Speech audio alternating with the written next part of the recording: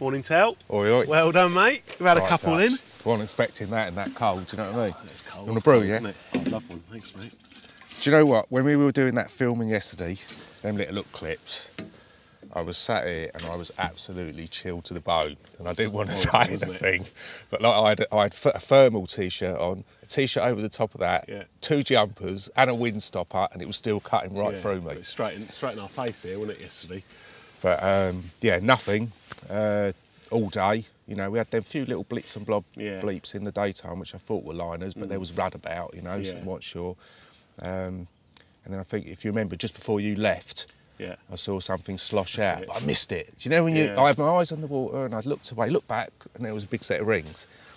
And I kept my eyes on it. You know, sometimes you get, when you're over deep water, sometimes you get a trail of bubbles and it can be up to 15 seconds later sometimes, do you know what I mean? So I kept my eyes on it and walked back, felt round, got my old binos out, got the binos on it, and I was looking at the trail of bubbles, and then this side of it, I see a trail come towards the baited spot. Right. So it looked carpy, do you know what I mean? I hadn't seen it, I thought it wasn't a pike, definitely wasn't a tench.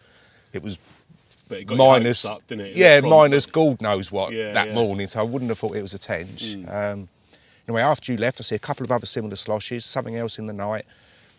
No action though. Got up this morning, all the indicators had risen to the top, like they do with the undertows, you know. Walked out to us, oh well, you know, I better start wrapping up. And then just completely out of the blue, like left-hand rod just melted off. Brilliant. Nice old battle, like they all are here in the deep water. Got it in, beautiful dark common, 25.5 pound. I do. So, but you know, it's like in the winter when you catch one, there's others about. Especially bearing in mind I'd baited up 5 days before, and I put in.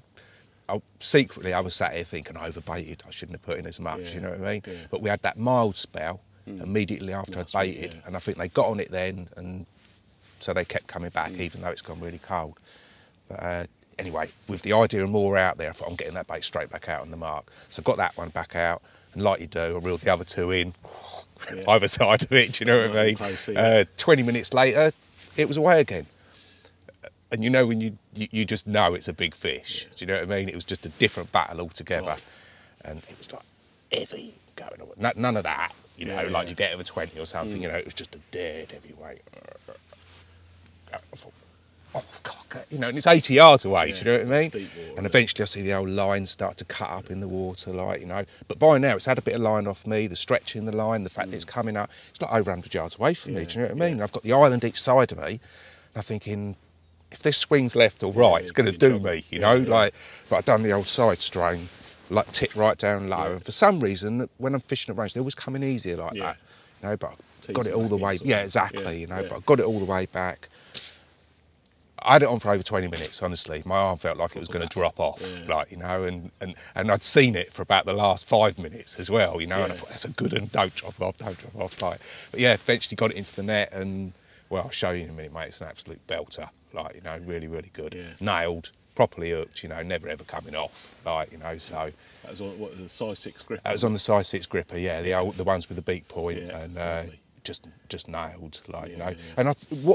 And when I unhooked it, like, I was very quick to get another rig out and all the rest of it. I wanted to, but I checked the hook, and the hook point had dulled slightly, you know, like I would have just caught one, you know what I mean? But I thought, oh, I hope that that's not the type of bottom, you know, on the points.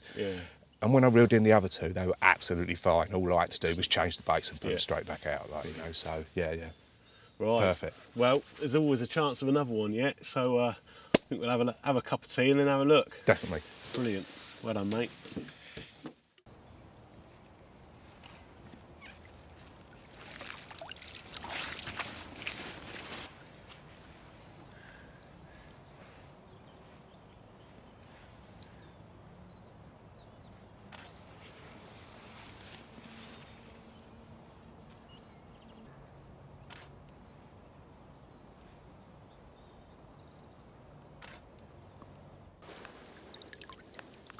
What a beauty.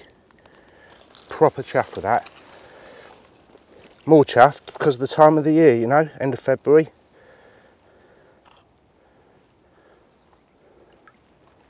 Beautiful. Off you go.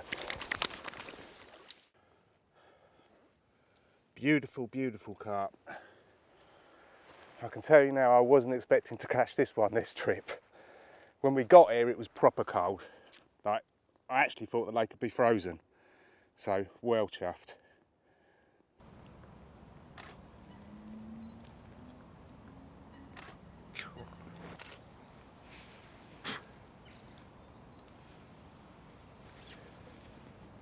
So tense.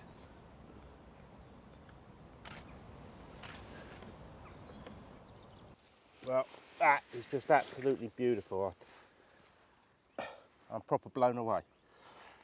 It's solid. Proper male carp. Oh, bit reed. Get that off my finger. Let's get that. That is a proper carp. Let's get her back.